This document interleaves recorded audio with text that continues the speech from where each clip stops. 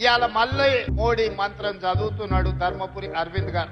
నేను అడుగుతున్నా, గల్లీలో మోరీ తీయాలంటే మేము ఢిల్లీకి వెళ్ళి మోడీని అడగాలనా? ఇలా పొట్టోడు ఇందూరులా మోర్లు సాగు చేసి కూడా మోడీ పేరు చెప్తాడు అరవింద్ అన్నాడు. మోర్లు సాగు చేస్తుంది మోడీ పేరు చెప్పడు. మోర్లు సాగు చేస్తుంది మోడీ పైసలు పంపుతాడు. నువ్వు పొట్టోడు వచ్చి సాగు చేయాలి. మరి మున్సిపల్ మినిస్టర్ రోడ్ పొట్టోడే కదా, వచ్చి సాగు చేయాలి. తొండ వేస్తే మోర్లు సాఫ్ అయితే చేయాలి. మరి నువ్వు జీతాలు కూడా ఇచ్చి సస్తలేవు మున్సిపాలిటీలో పనిచేసే వాళ్ళకి. మళ్ళీ మంత్రిత్వ శాఖ ఆయన దగ్గర పెట్టుకున్నావు పొట్టోడు, నువ్వు పని మంత్రుడని.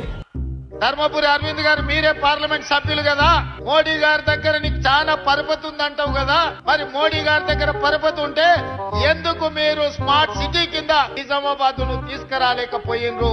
నిజామాబాద్ అట స్మార్ట్ సిటీ చేయలేదు అరవింద్. అరే బెవకు సగపుల్లో చెప్పొచ్చు.